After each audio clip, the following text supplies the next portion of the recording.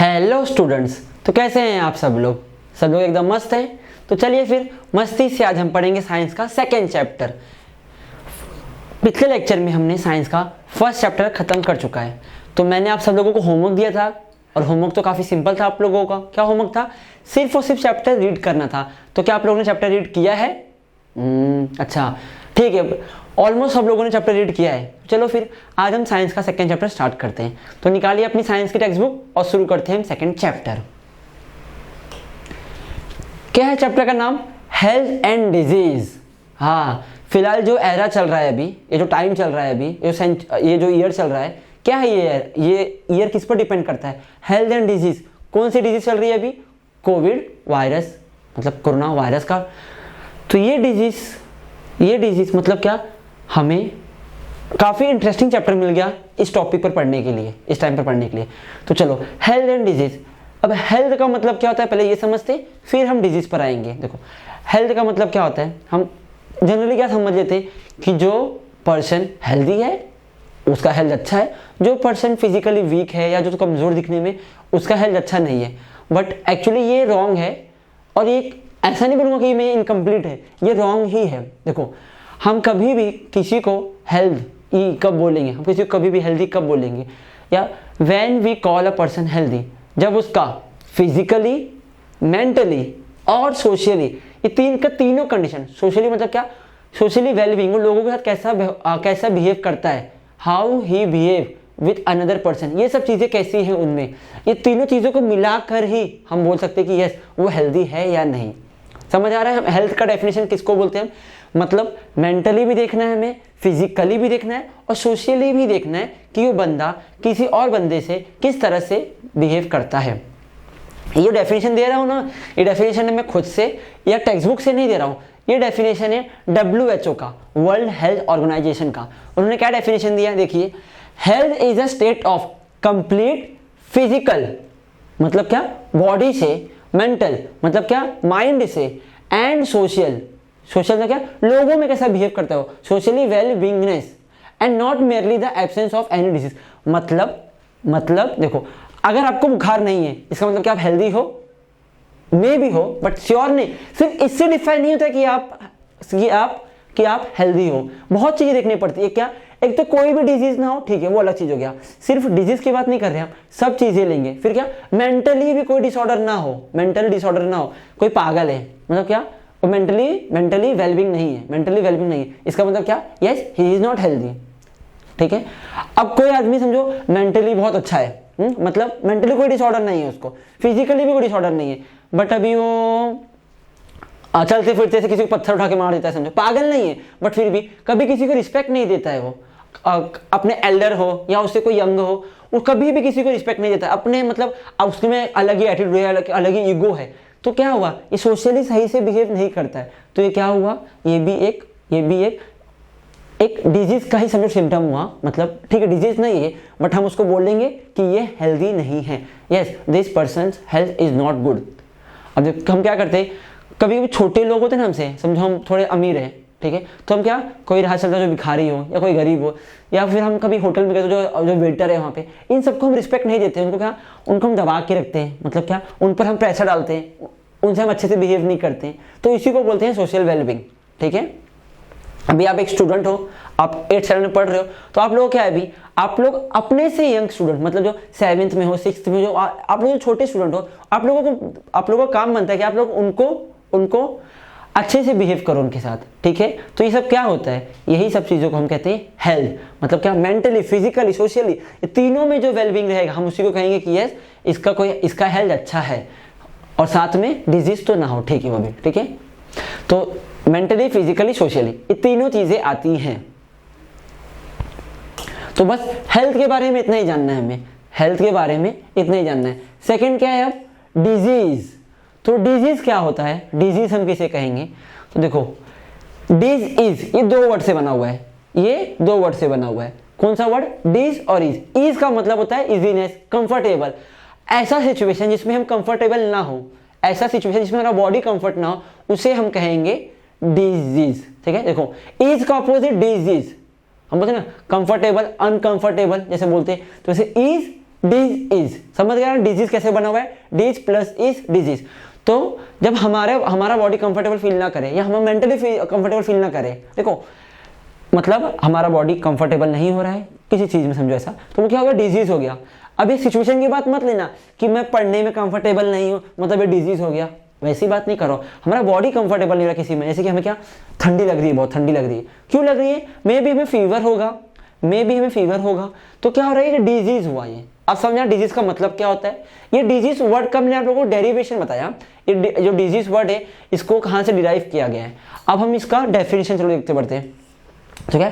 Condition of disturbances in physiological, physiological मतलब body का, and psychological, psychological दिमाग से, mentally, and psychological process of body is called a disease. क्या बोलते हैं उसे हम, डिजीज। मतलब क्या, condition of disturbance in physiological और psychological processes of a body is called disease. मतलब हम या तो मेंटली या तो फिजिकली फिट ना हो, या तो मेंटली या तो फिजिकली हमें कोई डिस्टर्बेंस हो, ऐसा कंडीशन जिसमें हमारा बॉडी और या ब्रेन, हमारा बॉडी या ब्रेन कंफर्टेबल फील ना करता हो, उसे हम कहते हैं डिजीज, ठीक है। तो हेल्थ का डेफिनेशन और डिजीज का डेफिनेशन ये आप सभी लोगों को याद करना है।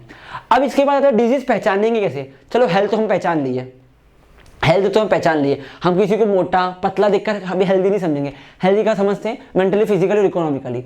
डिजीज कब समझेंगे हम, जब उसके बॉडी में कोई कंडीशन होगा जिसमें डिस्टर्बेंस होगा, या तो मेंटली या तो फिजिकली, उसको हम डिजीज कहेंगे। बट कैसे पहचानेंगे कि कौन सा डिजीज है, कैसा डिजीज है, तो उसके लिए आता है उसका साइन एंड सिम्टम। क्या आता है, साइन एंड सिम्टम। अब ये साइन और सिम्टम हर डिजीज में ना कुछ तो ऐसा साइन या सिम्टम होता है जो हमें बताता है कि हाँ ये चीज़ का डिजीज है, ये डिजीज है, ये वो डिजीज ऐसा। अब देखो अगर हमारे बॉडी का टेम्परेचर ज़्यादा है, हमारे बॉडी का टेम्परेचर ज़्यादा हो गया है, तो हम क्या समझते हैं, ठीक है हमें फीवर है। अगर हमें छींक आ रही है, अच्छी छींक आई जा रही है, इसका मतलब क्या, हमें कोल्ड हुआ होगा, कॉमन फ्लू हुआ होगा, या कोई एलर्जी हुई होगी, ठीक है। अब देखो एक सिम्टम ना बहुत से डिजीज में भी हो सकता है, एक सिम्टम बहुत सारे डिजीज हो सकता है, लेकिन क्या उस डिजीज को आइडेंटिफाई करने के लिए ना ग्रुप ऑफ सिम्टम देखे जाते हैं। कभी कभी ग्रुप ऑफ सिम्टम से हम नहीं पहचान पाते, तो उस टाइम पे फिर हम करते हैं टेस्टिंग। क्या कहते हैं, हम टेस्ट करते हैं, रिपोर्ट टेस्ट, मतलब रिपोर्ट निकलवाते हैं हम अलग चीज़ों का। जैसे कि कभी कभी हम ब्लड रिपोर्ट निकालते हैं, जिसे हम कंप्लीट ब्लड काउंट कहते हैं, CBC कहते हैं हम। अभी जो कोरोना वायरस चल रहा है, अगर हमें समझो सर्दी जुकाम है, अब हमें कंफर्म करना है कि ये कॉमन फ्लू है या कॉमन कोल्ड है या कोरोना वायरस का है, तो हम क्या करते हैं, उसके लिए जाते हैं हम एंटीजन टेस्ट करते हैं, RT-PCR करते हैं। तो ये सबसे हमें कंफर्म हो जाता है कि हाँ भाई अगर RT-PCR नेगेटिव आया, एंटीजन नेगेटिव आया, मतलब ये कॉमन फ्लू होगा, या एटलीस्ट इतना पता चल जाएगा कि हाँ इसको कोरोना वायरस तो नहीं है, इसको कोविड-19 तो नहीं हुआ है। अगर वो पॉजिटिव आ गया तो कंफर्म हो जाएगा कि यस इसको जो सर्दी या जुकाम है, इसको जो कोल्ड या फीवर जो भी आ रहे सिम्टम, ये किसकी वजह से आ रहे हैं, ये आ रहे हैं कोरोना कोविड-19 की वजह से, ठीक है। तो साइन और सिम्टम तो हमें डिजीज बताते हैं, बट इन केस कभी कभी हम कंफ्यूज हो जाते हैं, क्योंकि साइन और सिम्टम बहुत सारे डिजीज का कॉमन होता है, तो हम क्या करते हैं उस टाइम पे हम टेस्ट निकालते हैं, हम क्या करते हैं, रिपोर्ट निकलवाते हैं। अभी देख लो जैसे कि आपको फीवर आया, तो फीवर, एक तो फीवर खुद डिजीज भी है, सिम्टम भी है। देखो मलेरिया क्या है, डिजीज है, मलेरिया में क्या होता है, फीवर आता है। डेंगू क्या है, डिजीज है, इसमें भी फीवर आता है। चिकनगुनिया इसमें भी फीवर आ जाता है, कोरोना वायरस इसमें भी फीवर आता है। मतलब ऐसे कितने सारे डिजीज हैं, जिसमें हमें फीवर एज ए सिम्टम आ जाता है। और फीवर खुद भी एक डिजीज है, जिसमें सिम्टम ही फीवर है। समझ आ रहा है। तो मतलब देखो मतलब क्या हो गया, हम कभी कभी सिम्टम से कंफ्यूज भी हो सकते हैं, तो उसके लिए हमें रिपोर्ट निकालना पड़ता है। बट नहीं तो वैसे तो बहुत सारे डिजीज ऐसे हैं जो हम सिंपली सिम्टम देख के, साइन देख के पता लगा सकते हैं कि हाँ इसको ये डिजीज है, कि हाँ इसको ये डिजीज है, ठीक है। तो अब चलो ये आगे बढ़ते हैं अभी और। तो ये हो गया, देखो each disease has its own specific symptom, ठीक है। तो वो सिम्टम हम कभी कभी अपनी आंखों से नहीं देख पाते। जैसे कि समझो ऐसा कोई डिजीज हुआ है जिसमें उसका WBC कम हो जाएगा, क्या हो जाएगा, वाइट ब्लड सेल्स कम हो जाएंगे, उसका ब्लड काउंट कोई कम हो जाएगा।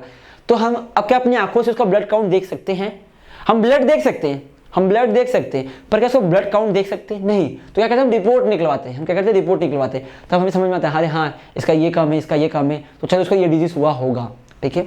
अब देखो कभी कभी ना हम फीवर भी नहीं पहचान पाते, बॉडी का टेम्परेचर कितना है नहीं पहचान पाते, हम उसके लिए क्या यूज करते हैं, थर्मोमीटर। हम क्या यूज करते हैं, थर्मोमीटर। जैसे डिवाइस आते हैं जो हमें साइन और सिम्टम्स बता के देते हैं कि हाँ भाई ये कम है, ये कम है, ये कम है, ये ज्यादा है, मतलब इसको ये डिजीज होगा, वो डिजीज नहीं होगा, ये हो सकता है, ठीक है। तो ये इंपॉर्टेंट है डिजीज को पहचानने के लिए, ठीक है, डिजीज को आइडेंटिफाई करने के लिए। अब क्या है उसके बाद, टाइप्स ऑफ डिजीज। तो टाइप्स ऑफ डिजीज देखो, एक होता है नंबर ऑफ डिजीज, मतलब क्या डिजीज कितने सारे हैं, तो बहुत सारे, वो तो हम काउंट ही नहीं कर सकते, दे आर अनकाउंटेबल। बट एक होता है टाइप ऑफ डिजीज। तो टाइप ऑफ डिजीज का इंपॉर्टेंट क्या है, हम उसको कैटेगराइज कर सकते हैं कि हाँ देखो अगर किसी को सर्दी जुकाम है तो क्या करने का, उससे थोड़ा दूर रहना चाहिए, उससे दूर रहने का, क्योंकि हमें भी सर्दी जुकाम हो सकता है। क्यों, क्योंकि ये कम्युनिकेबल है, ये ट्रांसफर होता है, एक पर्सन से दूसरे पर्सन में ट्रांसफर होता है, ये इन्फेक्शियस डिजीज है। अब कुछ डिजीज कैसे, डायबिटीज ले लो, हार्ट डिसऑर्डर ले लो, हार्ट अटैक हो गया, हार्ट फेलियर हो गया, सब हो गया, तो क्या ये डिजीज कभी किसी को इन्फेक्शन हो सकता है। देखिए किसी को अगर डायबिटीज है, आप उसके बाजू में बैठे हो, आप उसके प्लेट में खाना खा रहे हो, क्या आपको डायबिटीज हो जाएगा, नहीं, आपको डायबिटीज नहीं होगा, ये नॉन इन्फेक्शियस है। आपको डिजीज कैसे होते हैं, बहुत सालों से चले आ रहे हैं, बचपन से चले आ रहे हैं, ठीक ही नहीं हुआ अभी तक, बचपन में था, बड़ा हुआ तो भी अभी तक है, मतलब क्या हो गया, ये क्रोनिक डिजीज है। कुछ डिजीज कैसे होते हैं, कल हुआ आज ठीक हो गया, या फिर परसों ठीक हो जाएगा, तो इस डिजीज को क्या बोलते हैं, इस डिजीज को बोलते हैं हम अक्यूट। तो अक्यूट और क्रोनिक हम इस तरह से भी क्लासीफाई कर सकते हैं, ठीक है। तो ये हो गया अक्यूट, ये हो गया क्रोनिक। समझ सकते हो अभी आप लोग कि हम डिजीज का नंबर और टाइप कैसा डिफरेंस है। हम नंबर की बात नहीं कर रहे, हम कुछ डिजीज तो पढ़ेंगे चैप्टर में, कुछ डिजीज तो पढ़ेंगे, बट सारे डिजीज पॉसिबल नहीं, बट हाँ हम कोशिश करेंगे, we will try to cover all the types of disease at least. क्या ट्राई करेंगे कि हम सारे टाइप्स को अच्छे समझ लें। तो पहला टाइप किसके बेसिस में दिया है, ड्यूरेशन के अकॉर्डिंग। पहला टाइप किसके अकॉर्डिंग दिया है, ड्यूरेशन के अकॉर्डिंग। तो क्या है उसमें, अक्यूट एंड क्रोनिक, या क्रोनिक एंड अक्यूट। तो देखो the disease which stay for longer period are known as chronic disease, and the disease which stay for a small period of time is known as acute disease। जैसे कि समझो मैंने सुबह late नहाया, ठीक है, और ठंडा पानी पी लिया, तो मुझे क्या हो गया, सर्दी हो गई। आज क्या हो गया, मुझे सर्दी हो गया। क्या किया, मैं डेली सुबह 8 बजे नहाता था, बट आज मैं 12 बजे नहाया, और नहाने के बाद मैं क्या किया, ठंडा पानी पी लिया। या फिर मैं डेली 8 बजे नहाता, 5 बजे नहा लिया अर्ली मॉर्निंग में, ठीक है। तो क्या किया, मैं टाइम चेंज किया अपना, और ठंडा पानी पी रहा था मैं, ठीक है, मुझे सर्दी हो गई। तो ये जो सर्दी है, मे भी चाय पीने से ठीक हो जाए, मे भी कोई गर्म पानी पीने से ठीक हो जाए, मे भी दूसरे दिन अपने आप ही ठीक हो जाए बिना कुछ किए। तो क्या हुआ, ये हुआ है अक्यूट डिजीज। अब किसी को देखो क्या होता है, पैरों में दर्द था, बचपन में चोट लगी थी, उसको अभी भी दर्द है, उसको आगे भी दर्द रहेगा, मतलब बहुत, या फिर ठीक हो जाएगा, ठीक है, बट आगे भी उसका दिन दर्द रहेगा। तो क्या है, बहुत सालों से चले हुआ आ रहा है, इसे क्या कहेंगे हम, क्रोनिक डिजीज। तो डिफरेंस समझ में आया अक्यूट डिजीज और क्रोनिक डिजीज का। Acute disease stay for shorter period, chronic disease mean disease of a longer period. तो ये दो टाइप का डिजीज होता है, ये दो टाइप का डिजीज होता है। अब इसके बाद क्या, रीजन के अकॉर्डिंग कुछ रीजन क्या दिया है, एक हेरिडिटी डिसऑर्डर या डिजीज, एक एक्वायर्ड डिजीज। तो जो हेरिडिटी है ना, हेरिडिटी मतलब क्या, ये जीन की वजह से ट्रांसफर होता है। किसकी वजह से, जीन की वजह से। मतलब किसी के पेरेंट्स को कोई डिजीज था, समझो, ये भी होता है, किसी के पेरेंट्स को कोई डिजीज था, मे भी वो डिजीज हमको आ जाए, ठीक है, जेनेटिक डिसऑर्डर होते हैं, जिसे जेनेटिक डिसऑर्डर बोलते हैं। अब इसी में कभी कभी क्या, पेरेंट्स को डिजीज नहीं था, बट पेरेंट्स का देखो, जो फादर और मदर, इन दोनों का जब गैमेट फ्यूज हो रहा था, मे भी उसमें कोई एरर आ गया होगा, क्रोमोसोम में एरर आ गया होगा, गैमेट फॉर्मेशन में कुछ हो गया होगा, कोई क्रोमोसोम कम ज्यादा हो गया होगा, या ऐसा कुछ, तो उसको हम कहते हैं हेरिडिटरी डिसऑर्डर। और ये डिजीज ठीक नहीं होते, समझ लीजिए, ये रहेंगे, हमारे साथ ही चलते रहेंगे। एक एग्जांपल क्या है, डाउन सिंड्रोम एक्चुअली ये भी जेनेटिक डिसऑर्डर है। इसमें क्या होता है, इसमें ना जो एक क्रोमोसोम होते हैं हमारे बॉडी में ना, तो हमें पता होगा कि 23 क्रोमोसोम करके ऐसे होते हैं, 46 क्रोमोसोम, 23 पैर क्रोमोसोम होते हैं। तो उसमें से एक में ना एक क्रोमोसोम बढ़ जाता है, समझो, ठीक है, या एब्सेंट हो जाएगा, ऐसा कुछ भी, तो वो हो जाता है हमारा जेनेटिक डिसऑर्डर चल जाता है, ठीक है। एक क्रोमोसोम क्या हो जाता है, 3 हो जाते हैं, जो 21st क्रोमोसोम है, 21st क्रोमोसोम, ये याद नहीं रखना है आप लोगों को, बस डाउन सिंड्रोम आया है इसलिए मैं आप लोगों को बता दे रहा हूँ। 21st क्रोमोसोम होता है ना, वो उसमें अच्छे से सेपरेशन नहीं हो पाता है किसी गैमेट में, तो वहाँ पे 3 क्रोमोसोम हो जाते हैं, जिसकी वजह से एक क्रोमोसोम बढ़ गया, मतलब 46 का 47 हो गया, और डाउन सिंड्रोम हमें देखने मिल जाता है, ठीक है। ऐसे बहुत सारे क्लाइनफेल्टर सिंड्रोम है, टर्नर सिंड्रोम है, इस तरह से बहुत सारे हमें डिजीज देखने मिलते हैं जो हेरिडिटी होते हैं। ठीक है, इसे हम जेनेटिक भी बोल सकते हैं, मतलब वो गैमेट की वजह से प्रॉब्लम है या जो पेरेंट्स की वजह से कोई प्रॉब्लम हुआ होगा ऐसा। इसके बाद है अक्वायर्ड डिजीज। तो अक्वायर्ड डिजीज मतलब क्या, जो बाद में हुआ। तो इसमें भी दो टाइप है, एक इन्फेक्शियस और एक नॉन इन्फेक्शियस। तो इन्फेक्शियस क्या है, जो एक पर्सन से दूसरे पर्सन में ट्रांसफर होता है, जो एक पर्सन दूसरे पर्सन में ट्रांसफर होता है उससे हम कहते हैं इन्फेक्शियस, और जो ट्रांसफर नहीं होता है उसे हम कहते हैं नॉन इन्फेक्शियस। जो ट्रांसफर होता है, जो एक person, the disease which can be transmitted from one person to another transmitted is known as infectious disease. इसमें एग्जांपल क्या है, कॉमन कोल्ड, फ्लू, डेंगू और कोरोना वायरस। ये तो सबसे एकदम टॉप पर चल रहा है अभी। ये भी एक पर्सन दूसरे पर्सन ट्रांसफर होता है, इसके लिए हम आइसोलेट कर देते हैं उस पर्सन को ताकि उससे किसी और को ना हो। ठीक है, अब और क्या है, non infectious, diabetes, heart disease, मतलब हार्ट अटैक ले लो, या ऐसे कोई भी डिजीज जो ट्रांसफर ना हो सके। The disease which can not be transmitted from one person to another person is known as non infectious disease.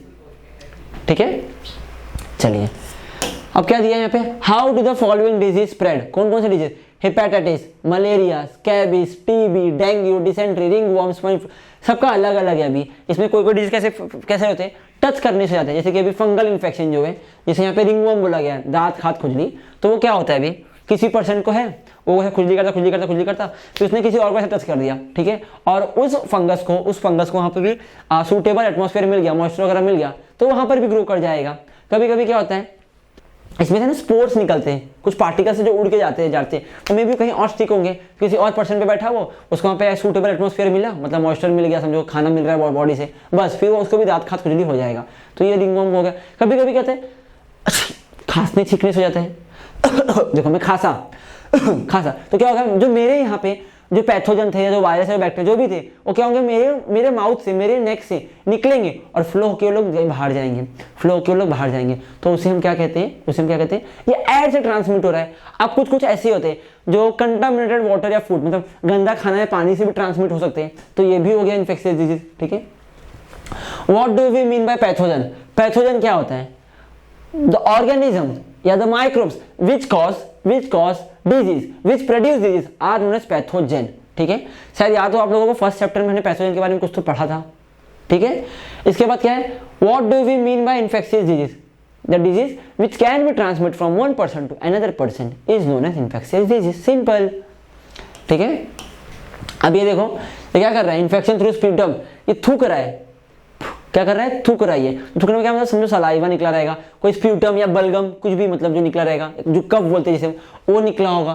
तो उसमें क्या होगा, समझो बहुत सारे माइन्यूट क्या होंगे उसमें, बैक्टीरिया या जो भी पैथोजन वो रहेंगे, वो क्या वहाँ पे गए अभी। अब वो किसी और पर्सन के कांटेक्ट में अगर आया, वो बैक्टीरिया और है, तो वो और पर्सन भी ट्रांसमिट हो मतलब इन्फेक्ट हो सकता है। जैसे टीबी हो गया, ये टीबी ऐसे ही तो फैलता है। ठीक है, चलिए अब आगे कुछ क्या दिया, इन्फेक्शियस डिजीज का नाम दिया हुआ है, चलिए देख लेते हैं क्या कितना दिया हुआ है। तो कितना, अच्छा 5 डिजीज दिया हुआ है। क्या दिया देखो, disease spread through contaminated air, water, food और वेक्टर भी है। जैसे कि मलेरिया कैसे होता है, हमें क्या किसी पर्सन को मलेरिया हो जाएगा, नहीं। क्या किसी पर्सन को मलेरिया है, आके हम पे छींक दिया, क्या मलेरिया हो जाएगा, नहीं। क्या अगर किसी पर्सन को मलेरिया है, वो आया छींका, हमें मलेरिया होगा, नहीं होगा। किसी पर्सन को मलेरिया है, उसने आके हमको काट लिया, तो क्या हमें मलेरिया होगा, नहीं। हमें मलेरिया कब होगा, जब एक मस्कीटो, वो भी कौन सा, एनोफिल्स मस्कीटो होता है। ठीक है, फीमेल मस्कीटो, ये एनोफिल्स, वो मस्कीटो क्या करेगी, किसी इन्फेक्टेड पर्सन को काटेगी, फिर आके हमको काटेगी, तभी हमें हो पाएगा मलेरिया, नहीं तो नहीं हो पाएगा। मतलब हर एक डिजीज का अलग अलग मोड ऑफ ट्रांसमिशन होता है। ठीक है, मे भी किसी का 2-3 मोड ऑफ ट्रांसमिशन हो, किसी का एक हो, तो मलेरिया का एक ही है। अगर मच्छर है तो ही हमें, अगर एनोफिल्स मस्कीटो तो ही हमें मलेरिया हो पाएगा। और क्या कंडीशन इसके लिए, किसी पर्सन को मलेरिया हो तो एनोफिल्स मस्कीटो आएगा, उसको बाइट किया। ठीक है, बाइट किया तो क्या किया उसने, उसके यहाँ से ना पैथोजन उठा लिया, वहां से पैथोजन उठा लिया। अब क्या करेगा, आके मुझे बाइट किया तो पैथोजन मेरे बॉडी में ट्रांसमिट कर दिया, वो पैथोजन को मेरे अंदर ट्रांसमिट कर दिया, तो बस उसको था, इसलिए मुझे भी हो गया। तो ये हो गया अपना मलेरिया का। सेम ऐसा डेंगू का भी होता है। डेंगू में क्या होता है, एडिस मस्कीटो होते हैं, मच्छर ही रिस्पॉन्सिबल है, बट वो दूसरे मच्छर हो गए, कौन से, एडिस मस्कीटो। मलेरिया के लिए एनोफिल्स मस्कीटो और डेंगू के लिए एडिस मस्कीटो। ठीक है, याद रखिएगा चीज। तो ये देखो जो वहां से लेकर आ रहा है उसे हम कहते हैं वेक्टर। वेक्टर में समझ लो गाड़ी, वेक्टर मतलब कोई व्हीकल। जैसे कि देखो अभी आपको समझो अपने घर से स्टेशन जाना है, आप गाड़ी से जाओगे तो आपका गाड़ी क्या है, वेक्टर हो गया, जो आपको यहाँ से वहां पहुंचा रहा है। अब डिजीज का वेक्टर कौन हो गया, यहाँ पे कोई इंसेक्ट हो सकता है, डिजीज उस पर्सन को था, अब उस डिजीज को मेरे बॉडी में आना था तो कौन लेकर आया, एक समझो मस्कीटो लेकर आया, तो मस्कीटो क्या हो गया, व्हीकल हो गया। व्हीकल को हम क्या बोलते हैं, वेक्टर। ठीक है, समझ में आया वेक्टर किसको कहते हैं, ये हो गया वेक्टर। तो क्या वो इंसेक्ट हो सकता है या कोई और एनिमल भी हो सकता है। जैसे कि स्वाइन फ्लू ले लो, वो पिग की वजह से होता है। ठीक है, तो मे भी पिग वहां पे वेक्टर होगा। और देखो और भी ऐसे मतलब स्वाइन फ्लू के तो और भी रीजन है होने के लिए, बट एक वो भी वेक्टर हो गया। ठीक है, तो इन सबको क्या बोलते हैं, infectious disease spread through contaminated water, disease which can be transmitted from one person to another person are known as infectious disease. Okay, तो सबसे पहला क्या है अभी, चलो डिजीज का नाम देख लेते हैं। पहला क्या है, ट्यूबरक्लोसिस, जिसे हम टीबी कहते हैं नॉर्मली। टीबी ये किसकी वजह से होता है, कौन से बैक्टीरिया कौन से पैथोजन की वजह से होता है, तो वो है माइकोबैक्टीरियम ट्यूबरक्यूले। ये नाम याद करना है आप लोगों को, क्या है वो, माइकोबैक्टीरियम ट्यूबरक्यूले। माइकोबैक्टीरियम ट्यूबरक्यूले सब लोगों को याद होना चाहिए नेक्स्ट लेक्चर में, सारे के सारे पैथोजन के नाम। ठीक है, जिसमें 2-3 पैथोजन हो एटलीस्ट उसमें 1-2 पैथोजन का नाम याद कर लेना, जिसमें एक ही है उसको एक ही याद रखना है। जैसे ट्यूबरक्लोसिस फिक्स है, ट्यूबरक्लोसिस के लिए ना ये तो रिस्पॉन्सिबल है, ये कौन है, माइकोबैक्टीरियम ट्यूबरक्यूले। क्या ये बैक्टीरिया है। ये हेपेटाइटिस जो होता है तो ये एक वायरस की वजह से होता है। ठीक है, कौन सा वायरस, हेपेटाइटिस वायरस, ABCDE, इस तरह से 5 है इसके। तो हेपेटाइटिस वायरस, हेपेटाइटिस किस वजह से, हेपेटाइटिस वायरस ABCDE। डिसेंट्री किस वजह से होता है, कोई बैक्टीरिया है, बहुत सारे वायरस है इसके, तो कौन कौन से बैक्टीरिया है, समझो बैसिलाई है। और जो फेमस है इसके लिए, जो ज़्यादा मतलब डिसेंट्री के लिए जो पॉपुलर है, जो एक्चुअल जो मेन कॉज है वो कौन है, एंटोअमीबा हिस्टोलिटिका। एंटोअमीबा हिस्टोलिटिका, तो ये नाम याद करते हो। चलो, ट्यूबरक्लोसिस का माइकोबैक्टीरियम ट्यूबरक्यूलाई, हेपेटाइटिस का हेपेटाइटिस वायरस ABCDE, डिसेंट्री का एंटोअमीबा हिस्टोलिटिका। ठीक है, और भी साथ में क्या है, कुछ बैसिला है, कुछ सिगेला है। ठीक है, फिर कॉलेरा का, कॉलेरा कौन है, विब्रियो कॉलेरे, क्या ये भी बैक्टीरिया है, ये भी एक बैक्टीरिया। टाइफाइड का साल्मोनेला टाइफी, काफी सिंपल, देखो नाम में ही है, typhoid salmonella typhi. Cholera vibrio cholerae. Vibrio क्यों बोला गया, क्योंकि कॉमा शेप का होता है, ये कॉमा शेप का होता है, इसके इसको बोला गया विब्रियो कॉलेरिया। फिर टीबी का माइकोबैक्टीरियम ट्यूबरक्यूलम। ठीक है, तो इस तरह से सारे नाम आप लोगों को याद करने हैं, mycobacterium tuberculae, hepatitis virus ABCDE, entamoeba histolytica, vibrio cholerae और साल्मोनेला टाइफी। ठीक है, अब इसके बाद मोड ऑफ इन्फेक्शन, तो टीबी कैसे होता है अभी देखना है हमें। स्पिटिंग बाय पेशेंट, कोई पेशेंट है थूक रहा है, वो थूकने की वजह से क्या होगा, वो बैक्टीरिया वहां पे बाहर निकलेगा, फिर वहां से वो एयर में समझ जाएगा, फिर किसी और में आ जाता है थ्रू एयर। समझे, देखो पेशेंट से तो हो ही रहा है, थ्रू एयर भी हो सकता है, थ्रू एयर भी हो सकता है। अब इसके बाद क्या है, prolong contact with and sharing of material of patient, मतलब पेशेंट का जो सामान वगैरह है अगर हम उसको भी थोड़ा लंबे टाइम तक यूज करते रहेंगे तो हमें भी हो सकता है, तो हमें भी हो सकता है। ठीक है, मतलब काफी देखो, अगर पेशेंट समझो खास सीख नहीं रहा है, ठीक है, टीबी में तो वैसे जो खांसी है वो कार्डिनल साइन है। ठीक है, मतलब 2-3 हफ्ते तक खांसी आई ना, समझने कि इसको टीबी होने के चांसेस है, या टीबी इसको रहेगा इसलिए खांसी आ रही है।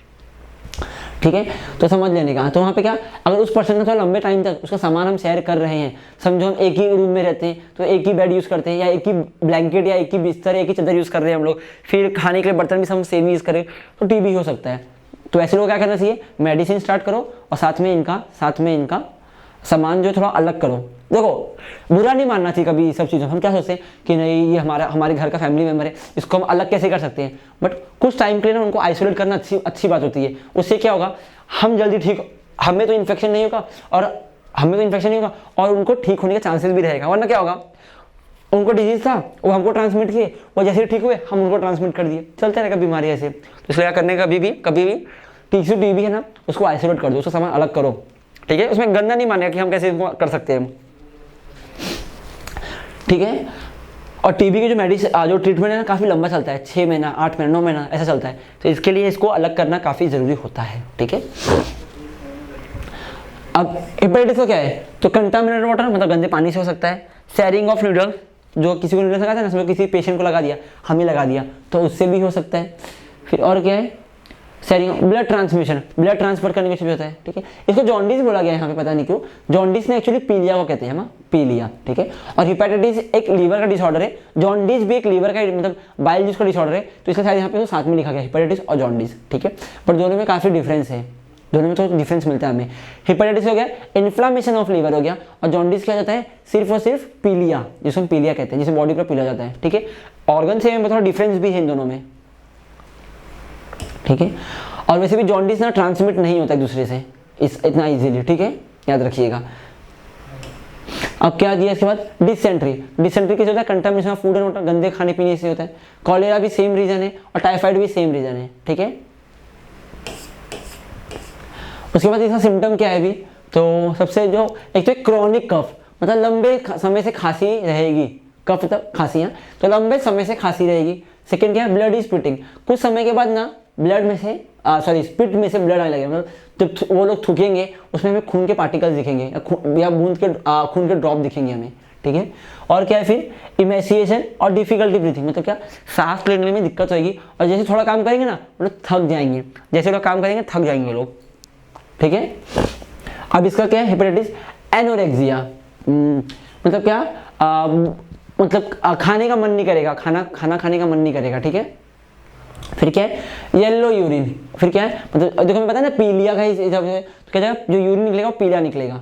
फिर क्या है, वीकनेस, नोजिया, मतलब कमजोरी रहेगी, नोजिया उल्टी जैसा, sensation of vomiting is known as nausea. देखो एनोरेक्सिया याद रख लेना, क्या भूख ना लगना। ठीक है, भूख ना लगना है, खाने का मन ना करना। ठीक है, एनोरेक्सिया। नोजिया मतलब क्या, उल्टी जैसा लगना। फिर क्या है, वोमिटिंग, मतलब उल्टी आएगी। और क्या, ग्रे स्टूल, जो उनका फीकल मैटर रहेगा, जो पॉटी जिसे कहते हैं, तो वो ना ग्रे कलर का लगभग रहेगा, मतलब क्या ग्रे कलर का रहेगा वो, तो ग्रे लगभग वो व्हाइट कलर में चले जाता है, वो येलो से व्हाइट में आता है, इसलिए हम उसे ग्रे कहते हैं। ठीक है, अब डिसेंट्री में क्या है, वाटरी स्टूल, मतलब जो लूज मोशन में पानी जैसा लिक्विड जैसा निकलेगा। और क्या है, पेन इन एब्डोमेन में थोड़ा पेन रहेगा। फिर कॉलेरा क्या है, तो वोमिटिंग, सीवियर डायरिया और क्रैम्प्स इन लेग। ठीक है, वोमिटिंग होगा, इसमें डायरिया भी होगा, और क्या है, पैर में क्रैम्प्स रहेगा, मतलब क्या पैर से कांपेगा, थकावट लग जाएगी जल्दी। ठीक है, टाइफाइड में क्या, एनोरेक्सिया, वही खाने की इच्छा ना होना। हेडेक, सर दर्द। रैश ऑन एब्डोमेन में रैशेस होंगे। फिर क्या है, डिसेंट्री, मतलब जो सिम्टम इसमें है वाटरी स्टूल एंड पेन, वो इसमें भी रहेगा। और फीवर रहेगा कितना, 104 डिग्री सेल्सियस, ये इसका कैरेक्टरिस्टिक फीचर है। देखो नॉर्मली फीवर ना 101, 102 यहाँ पे रहता है, पर 104 अचानक से आ गया ना, अचानक से 104 आ जाएगा, तो समझ आने क्या है, वो टाइफाइड हो सकता है, टाइफाइड का चांसेस है यहाँ पे। ठीक है, अब इसका प्रिवेंशन क्या है, इसका क्या है, प्रिवेंशन क्या है अभी, देखो प्रिवेंशन क्या है, BCG वैक्सीन। ठीक है, BCG वैक्सीन काफ़ी ये बच्चों में लगा दिया जाता है ताकि टीबी ना हो।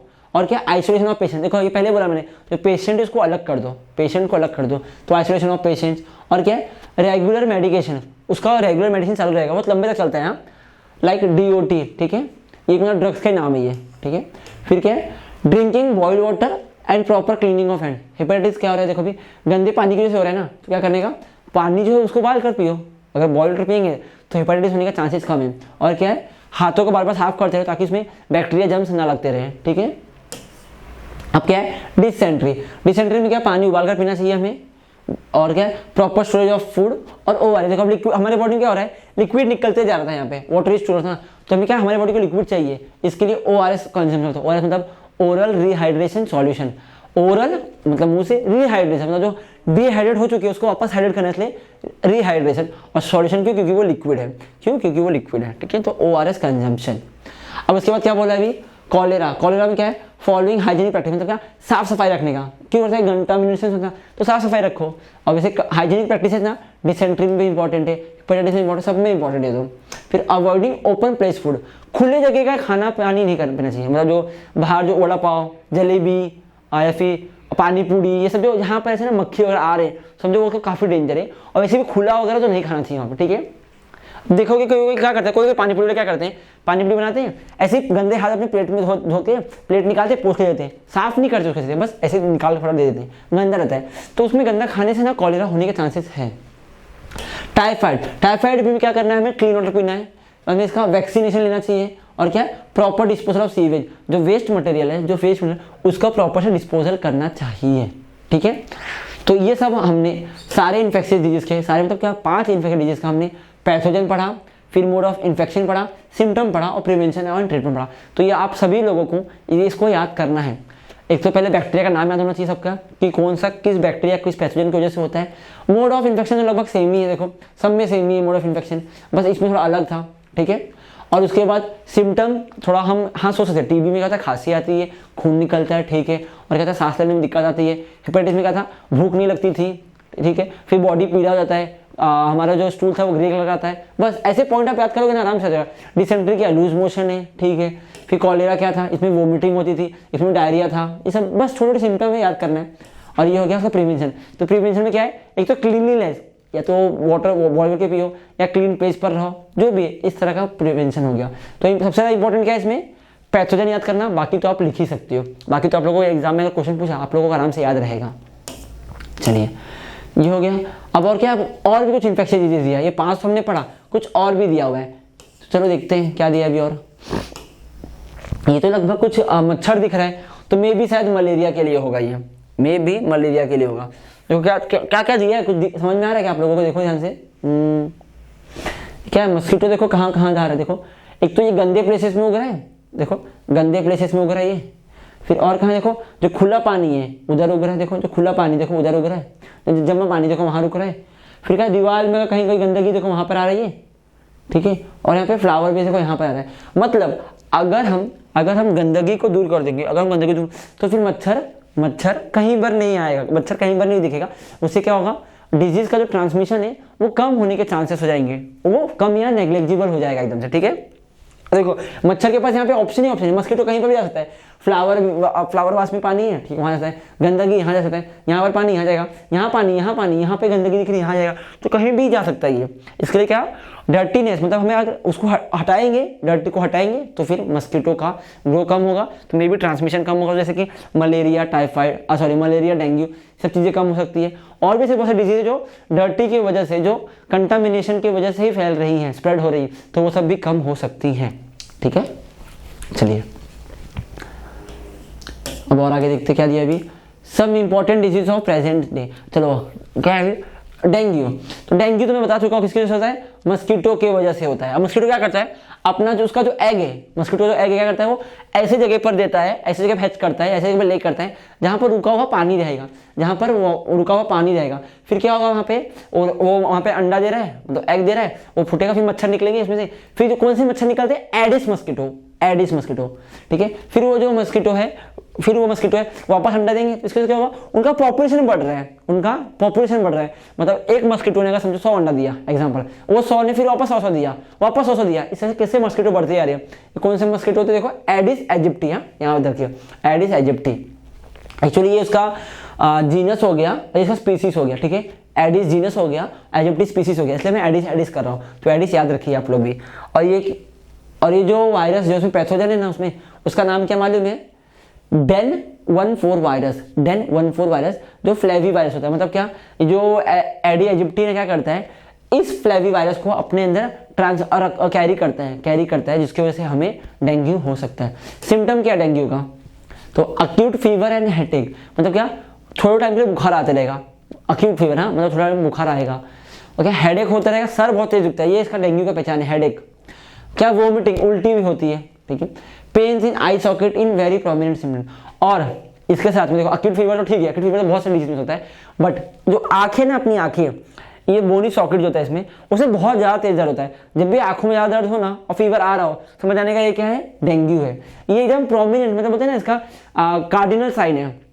अगर आपको फीवर भी है, ठीक है, फीवर भी है, साथ में वोमिटिंग भी है, हेडेक भी है, और उसी के साथ में आप लोगों को आंखों के आई सॉकेट में दर्द हो रहा हो, ये समझ आने का कि ये डेंगू है। और कैसे, प्लेटलेट कम हो जाता है, प्लेटलेट कम क्या करते हैं, रिपोर्ट निकालते हैं, मतलब क्या, दो सिम्टम इसके लिए काफ़ी है। एक तो डिक्रीज इन प्लेटलेट काउंट, और दूसरा रहता है आई सॉकेट में पेन, फीवर, वोमिटिंग, ये सब भी सिम्टम है।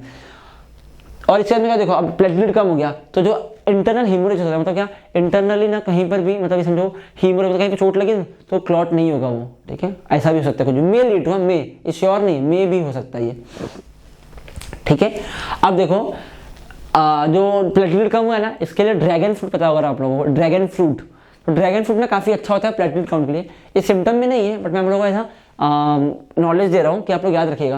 देखो डेंगू हुआ है ना, तो उसको ना अगर हम ड्रैगन फ्रूट खिलाएंगे ना, देखो नारियल पानी सब अलग चीज़ हो गया, इसको ड्रैगन फ्रूट भरपूर खिलाओ, तो उसके बाद प्लेटलेट काउंट बढ़ता है। प्लेटलेट काउंट बढ़ेगा मतलब क्या, उसका सिम्टम धीरे कम होता है, ठीक है। अभी एडिस एजिप्टी देखो, एडिस एजिप्टी को रोकने के लिए हम क्या क्या कर सकते हैं देखते चलो। पानी ढक के रखो, कॉइल जलाओ, मस्कीटो रिपेलेंट कॉइल, हाँ कौन सा कॉइल, मस्कीटो रिपेलेंट कॉइल जलाओ। देखो पानी ढक के रखो यहाँ पे। कूलर को टाइम टू टाइम साफ करते रहो, उसे पानी ज़्यादा टाइम मत रखो। उसके बाद क्या है, फुल स्लीव क्लोथ। देखो बच्चा जो है क्या, देखो पूरा कपड़ा पहना हुआ है फुल स्लीव, जब फुल स्लीव क्लोथ पहनेगा तो क्या बचा उसके पास, सिर्फ पाम बचा हुआ, जैसे लेग का पाम बचा या फुट बचा और ये बचा है, तो इतना तो मच्छर को काटने की जगह कम मिलता है। जब मच्छर को काटने की जगह कम मिल रहा है तो मतलब डेंगू होने का चांसेस भी कम है। देखो एक फिश होती है जहाँ पे जो पॉन्ड लेक है ना, वहाँ पे ना फिश उगाने का ऐसा, ताकि जो मस्कीटो, जो एडिस एजिप्टी जो मस्कीटो है, जैसे अपना वो एग को हैच करे, एग को वहाँ पे ले करे, जैसे अपना अंडा देगा तो फिश क्या करती है, उसका अंडा जाके खा लेती है। तो क्या होगा, उसका पॉपुलेशन नहीं बढ़ पाएगा, उसका पॉपुलेशन ही नहीं बढ़ पाएगा। तो कहीं पर भी गाँव वगैरह में देखो जो पॉन्ड लेक होते हैं ना, वहाँ पे से मछली पाल लेते हैं वहाँ पर लोग, ठीक है। और क्या धुआं किया हुआ, देखो गवर्नमेंट करती है, धुआं वाला आदमी आता है, धुआं छोड़ के जाता है, तो वो क्या किसके लिए हो, वो मस्कीटो रिपेलेंट है। तो ये कुछ मेथड है जिसको हम डेंगू का प्रिवेंटिव मेजर कह सकते हैं। चलिए और कुछ तो इसमें है, ये क्या है, अच्छा ये देखो, ये मस्कीटो का देखो कैसे बढ़ रहे, देखो मस्कीटो, इसने यहाँ पे अंडा दिया, देखो यहाँ पे, ये देखो ये टायर को जूम किया, देखो यहाँ पे क्या था, वाटर था, वाटर में क्या उसने एग दिया, अब देखो एग से मच्छर आ गया। तो समझ रहे कैसे मस्कीटो बढ़ रहे हैं। तो इसलिए क्या करना, हमें पानी कहीं पर रुकने नहीं देने का, मजबूरी में कहीं पानी रुका हुआ है तो वहाँ पे ऐसे फिश उगाने का, और बाकी कॉइल जलाते रहने का, ठीक है। फिर ये सब कहाँ के लिए, जहाँ पे इनका ग्रोथ हो रहा हो, ये ग्रोथ रोकने के लिए। अभी आपके घर में मच्छर नहीं है, आपके घर में मच्छर नहीं है तो क्यों कॉइल जलाना, जब हो तो जलाना चाहिए, क्योंकि ये काफ़ी खतरनाक डिजीज है डेंगू, ठीक है। अब और कुछ तो फिलहाल, हाँ मलेरिया देखो किससे स्प्रेड होता है, एनोफिल्स मस्कीटो से होता है, और एलिफेंटिस किससे होता है, क्यूलेक्स से होता है, ठीक है। देखो क्यूलेक्स होता है, Anopheles and Aedes grow in clean water while Culex in dirty and sewage water, ठीक है। जो एनोफिल्स और एडिस है, मतलब जो मलेरिया का और डेंगू का जो मस्कीटो है वो कहाँ पर, साफ पानी में उगता है, और जो क्यूलेक्स है ये गंदे पानी में उगता है, ठीक है। अब क्या उसके बाद, स्वाइन फ्लू। तो स्वाइन फ्लू ना लगभग 2011-12 में ना इंडिया में बहुत तेज स्प्रेड हुआ था। जैसे अभी कोरोना वायरस आया है ना, वैसे उस टाइम पे स्वाइन फ्लू आया था, बट ये कोरोना वायरस काफ़ी लंबा चल गया, 1-2 साल तो हो ही गया लगभग। और जो ये स्वाइन फ्लू था ना, उसको 1 हफ्ते में कवर कर लिया गया था, तब केसेस बढ़ना स्टार्ट हुए थे। उस टाइम पे मैं स्कूल में था एक्चुअली, तो हमें ना स्कूल में 1 हफ्ते की छुट्टी मिली हुई थी बिकॉज ऑफ स्वाइन फ्लू। फिर इसको कवर कर लिया गया था आराम से, क्योंकि इसका स्प्रेडिंग पावर इतना भी तेज नहीं है जैसा कोरोना वायरस का था। और इसके लिए देखो दो एक्चुअली पिग भी लगता है, पिग और ह्यूमन, ये दोनों को इन्फेक्ट करता है, मतलब क्या, इसका जो लाइफ है ना दोनों में समझो कंप्लीट होता रहेगा। तो इसके लिए काफ़ी इससे हम बच गए थे, ठीक है। ये देखो viruses of swine flu are spread through the secretion of nose, मतलब नोज में से जो म्यूकस निकलता है, जो चिपचिपा पार्ट निकलता है ना, उससे भी, जो थ्रोट के भी जो लिक्विड रहेगा उससे भी होगा, और फिर सलाइवा मतलब थूक से भी। तो ये सब चीज़ों में जितने भी, कफ हो गया, जो हमारे नाक से जो पानी निकल रहा है उससे भी होता है, तो सब चीज़ों से स्वाइन फ्लू स्प्रेड होता है, अब सिम्टम क्या है इसका, स्वाइन फ्लू का सिम्टम क्या है, तो देखो एक तो डिफिकल्टी इन ब्रीथिंग, सांस लेने में दिक्कत आएगी, ठीक है। और क्या है, सोर थ्रोट, मतलब यहाँ पे दर्द होता है, सोर थ्रोट, और क्या बॉडी पेन, पूरी बॉडी पेन होती है। तो ये इसका सिम्टम है, ठीक है। क्या, एक तो सांस लेने में दिक्कत आएगा, क्यों, क्योंकि वो सर्दी जुकाम भी है ना, तो सांस लेने में दिक्कत आएगा। और क्या है, सोर थ्रोट, यहाँ पे दर्द होता है, जो सर्दी का ही सिम्टम होता है। और फिर बॉडी पेन, पूरा बॉडी पेन होगा। इसका डायग्नोसिस कैसे करते हैं, देखो, तो for diagnosis of swine flu, liquid from throat, मतलब क्या, यहाँ गले से लिक्विड निकालते हैं और उसको लेबोरेटरी में भेजते हैं, और फिर क्या, वहाँ से हमें पता चल जाता है कि हाँ इसको भाई कि नहीं। तो ये क्या, यहाँ पे जो ये नेशनल इंस्टीट्यूट ऑफ वायरोलॉजी ना, ये लोगों ने स्ट्रक्चर बता के रखा है कि इसका स्ट्रक्चर ऐसा होता है, मतलब ये जो वायरस है, कौन सा स्वाइन फ्लू जो वायरस है, उसका स्ट्रक्चर ऐसे होता है, तो इसको इस तरह से पता लगाया जाता है, समझिए। देखो, first case of swine flu was reported in Mexico in 2009, कभी पता था, 2009 में फर्स्ट केस आया था। फिर ये स्वाइन फ्लू में क्या होता है, H1N1, ये इन्फ्लुएंजा वायरस होता है, और person who come in contact with pigs can contract the disease, मतलब पिग के कॉन्ट्रैक्ट में आएगा उसको डिजीज हो सकता है, ठीक है। तो इस तरह से ये स्प्रेड होता है। पहला केस कहाँ में था, मैक्सिको में, उसी टाइम पर उसके कुछ ही टाइम बाद इंडिया में भी आ गया था केस, जब हमें 1 हफ्ते की छुट्टी मिली थी, ठीक है। तो इस तरह से स्वाइन फ्लू भी पढ़ लिया हमने। अब हमें क्या पढ़ना है, एड्स पढ़ना है। तो चलो फिर, अब एड्स क्या है एक्चुअली, ये एड्स ना, इसको डिजीज नहीं बोलेंगे हम लोग, सिर्फ डिजीज नहीं बोलेंगे, ये ग्रुप ऑफ सिम्टम है एक्चुअली। क्या होता है, देखो, अक्वायर्ड इम्यूनोडेफिशिएंसी सिंड्रोम, इसमें क्या होता है, जो हमारी इम्यूनिटी है, जो हमारी एक्वायर्ड इम्यूनिटी है, वो कमजोर हो जाती है, वो क्या हो जाती है, डिफिशिएंट हो जाती है। तो इस सिंड्रोम को ही एड्स बोला गया। इसका रिस्पॉन्सिबल कौन है, इसका रिस्पॉन्सिबल है HIV वायरस। कौन रिस्पॉन्सिबल है, HIV। HIV का मतलब क्या है, ह्यूमन इम्यून डिफिशिएंसी वायरस। मतलब क्या करता है, ये वायरस हमारी बॉडी के इम्यूनिटी को वीक कर देता है। ये हमें मारता नहीं है, ये HIV हमें मार नहीं सकता है, पर क्या करता है HIV, हमारे बॉडी के इम्यूनिटी को वीक कर देता है, हमारे बॉडी के इम्यूनिटी को वीक कर देता है। ये समझ पा रहे हैं, तो हमारे बॉडी का इम्यूनिटी वीक हो गया, मतलब हमारे जो एयर में जो भी बैक्टीरिया वगैरह जो भी रहेंगे वो सब हमें इजीली इन्फेक्ट कर सकते हैं। अभी जैसे फंगस हो गया, तो हमें फंगस भी जल्दी ठीक नहीं होगा। जैसे खुजली होती है कि हम दवा लेते हैं तो ठीक हो जाता है, सर्दी भी दूध में अपने आप ठीक हो जाता है, बट जिसको एड्स हुआ है ना, उसको सर्दी भी जल्दी ठीक नहीं होगा, बल्कि सर्दी बढ़ते जाएगा। क्यों, इसका रीजन है उसकी इम्यूनिटी ही नहीं बची उससे लड़ने के लिए। जब किसी की इम्यूनिटी ही नहीं बची उससे लड़ने के लिए, तो कैसे ठीक हो पाएगा, तो कैसे ठीक हो पाएगा, तो कैसे ठीक हो पाएगा। इसके लिए जो ये HIV है, इसको सिर्फ डिजीज में समझो, इसको क्या समझने का, ऐसा डिजीज जिसमें हमारी इम्यूनिटी वीक हो जाए। ये क्या है, बॉडी का एक सिम्टम है, एक सिंड्रोम है, जिसमें बॉडी का इम्यूनिटी वीक हो जाता है, अक्वायर्ड इम्यूनिटी कम हो जाती है। तो acquired immuno deficiency syndrome is known as AIDS, caused by the virus HIV। HIV क्या है, ह्यूमन इम्यूनो डिफिशिएंसी वायरस, मतलब ह्यूमन का जो इम्यूनिटी है उसको कम कर देता है ये। और याद रखना, कभी भी ना कोई भी एड्स की वजह से नहीं मरता है, कभी भी कोई HIV पॉजिटिव नहीं मरता है। वो मरता है कभी, जब उसको एड्स तो हुआ है, बट एड्स में ना उसको कोई और डिजीज आके उस पर अटैक कर देती है, उस पर कोई और डिजीज अटैक कर देती है, तो उसकी बॉडी का इम्यूनिटी कमजोर हो गया है, उसकी बॉडी उससे लड़ नहीं पा रही है। तो जब लड़ नहीं पा रही तो उसकी डेथ हो जाती है। रिस्पॉन्सिबल तो वहाँ पे एड्स है, रिस्पॉन्सिबल तो HIV वायरस है, बट जो डेथ हो रहा है ना वो किसी और वायरस की वजह से हो रहा है, या किसी और बैक्टीरिया फंगस की वजह से हो रहा है। समझ आ रहा है चीज। चलिए, डायग्नोसिस ऑफ एड्स ये मालूम कैसे कंफर्म करते हैं, एलिजा करते हैं। क्या करते हैं इसके लिए, एक एलिजा टेस्ट होता है, वो करते हैं इसके लिए, ठीक है, एलिजा टेस्ट करते हैं। और symptoms of AIDS are person specific, मतलब वो पर्सन टू पर्सन स्पेसिफिक होता है। क्यों, अब वो पर्सन में कौन सा वायरस आ रहा है, कौन सा दूसरा वायरस आ रहा है, कौन सा दूसरा बैक्टीरिया कौन सा था, इसके लिए इसको बोला है कि एक पर्सन स्पेसिफिक है। इसे कोई हम एक सिम्टम नहीं बता सकते। इसका एक सिम्टम अगर जो कॉमन सिम्टम है वो यही है कि इसका जो इम्यूनिटी है वो वीक रहेगा, ठीक है। अब ये जो एड्स है ना, ये टच करने से कभी नहीं स्टार्ट होता है। किसी भी पर्सन को तो एड्स है, आपने टच किया, आपको कभी नहीं होगा, बट कब या फिर समझो उसे खाना खाने से भी ना नहीं होगा उसे बट ये कब हो सकता है, जैसे कि आप लोगों को पता है क्या, सेक्सुअली ट्रांसमिटेड डिजीज, मतलब किसी पर्सन को एड्स था और उसके साथ बिना कोई प्रिकॉशन लिए अगर किसी ने उसके साथ फिजिकली रिलेशनशिप बनाया, मतलब सेक्सुअली कांटेक्ट में आया उसके साथ, तो उसको भी एड्स हो जाएगा या हो सकता है। इस तरह से होता है, टच करने से तो नहीं होगा, बट फिजिकली जब या सेक्सुअली उसके कांटेक्ट में आया तब उसको एड्स हो सकता है या एड्स हो जाएगा, ठीक है। इस तरह से टच करने से नहीं होता, हक करने से नहीं होता, ठीक है। और मे बी ब्लड ट्रांसफ्यूजन से अभी तक तो केस नहीं मिला है, मे बी बट लिक्विड से होता रहेगा, मे बी कोई ब्लड ट्रांसफ्यूजन से होता रहेगा। अभी तक केस मिला तो नहीं है इसका इतनी, बट इसका एक रीजन जो है, मेन रीजन यही है। क्या है वो मेन रीजन, क्या है इसका, सेक्सुअली ट्रांसमिटेड डिजीज है ये, ठीक है। मतलब सेक्सुअली कॉन्टैक्ट में आएंगे तो हो सकता है, बट टच करने से कभी नहीं होगा, ये भी कंफर्म है। किसी पर्सन को आप टच करो उसको एड्स से तो आपको नहीं होने वाला है, ठीक है। तो इस तरह से हमारा एड्स का टॉपिक भी खत्म होता है। अब नेक्स्ट है इन्फेक्शन थ्रू एनिमल। तो अब हम इसको पढ़ेंगे नेक्स्ट लेक्चर में। तब तक के लिए आप लोगों का जो पूरा जितना पढ़ाया मैंने पूरा आज वो अच्छे से पढ़िए। इन्फेक्शियस डिजीज हमने पढ़ा है, हेल्थ का डिजीज का डेफिनेशन पढ़ा है हमने, तो ये सब आप लोगों को अच्छे से याद होना चाहिए। तो मिलते हैं हम नेक्स्ट लेक्चर में, तब तक के लिए आप लोग अपना ख्याल रखिए। Take care and bye bye.